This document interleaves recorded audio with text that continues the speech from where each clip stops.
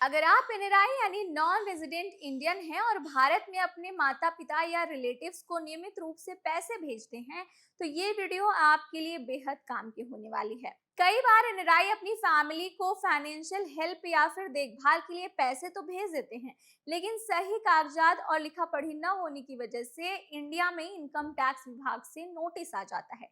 Tax experts का कहना है कि इंडिया के आयकर कानून के तहत माता पिता को भेजा गया पैसा टैक्स फ्री जरूर माना जाता है, लेकिन अगर आप उस पैसे का सही रिकॉर्ड या प्रॉपर डॉक्यूमेंटेशन ना हो तो टैक्स ऑफिशियली इसे संदिग्ध मानकर सवाल खड़े कर सकता है। आज की इस वीडियो में हम समझेंगे कि इस टैक्स झंझट से बचने के लिए एनआरआई और उनके पेरेंट्स को किन जरूरी बातों का ध्यान रखना चाहिए और कौन से वो नियम हैं जो आपको अच्छे से फॉलो करना चाहिए ताकि कोई प्रॉब्लम ना हो। तो चलिए स्टार्ट करते हैं आज की वीडियो। हाय, मेरा नाम है दामिनी सिंह और आप देख रहे हैं एनबीटी टेक।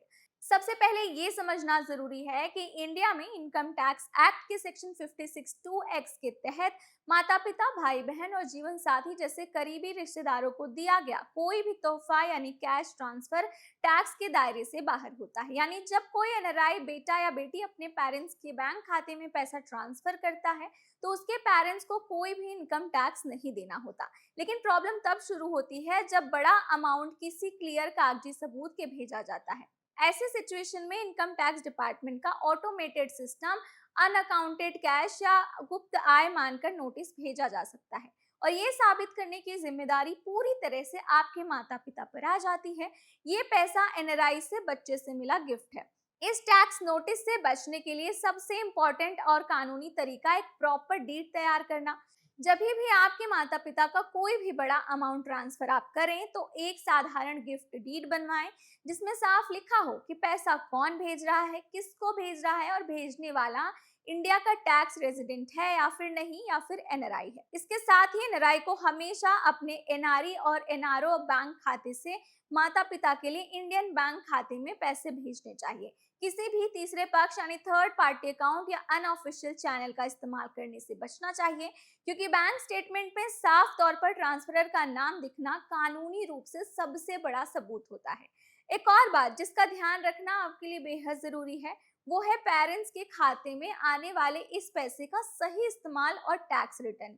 हालांकि मिले हुए पैसे पर टैक्स नहीं लगता, लेकिन अगर आपके माता पिता उस पैसे को एफडी यानी फिक्स डिपॉजिट में जमा करते हैं, शेयर मार्केट में इन्वेस्ट करते हैं या फिर उससे मिलने वाले ब्याज से आय कमाते हैं, तो उसका ब्याज रिटर्न पर उन्हें भारत के नियम के मुताबिक इनकम टैक्स देना होगा। इसलिए माता पिता को भी सलाह दी जाती है कि वो अपने सालाना इनकम टैक्स रिटर्न में ऐसी बड़ी इनकम की जानकारी सही तरीके से दिखाएं और अपने पास बैंक स्टेटमेंट, रेजिडेंट सलाह और गिफ्ट की डीड की कॉपी संभाल कर रखें।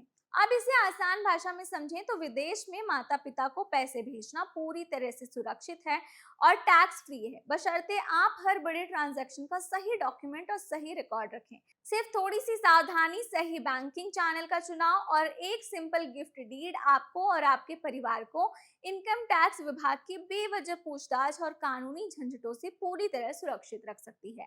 तो अगर आप भी एनआरआई हैं, अपने पेरेंट्स को पैसा भेजना चाहते हैं, तो इन बातों का खास तौर पे ध्यान रखें ताकि आपको फालतू का टैक्स या आपके पेरेंट्स को फालतू का टैक्स ना भरना पड़े। तो आज की वीडियो आपको कितनी इन्फॉर्मेटिव लगी, कितनी काम की लगी, वीडियो के कमेंट सेक्शन में बताना ना भूलें। अगर आप चैनल पे नए हैं तो चैनल को सब्सक्राइब करें, वीडियो पसंद आई हो तो वीडियो को लाइक करना ना भूलें।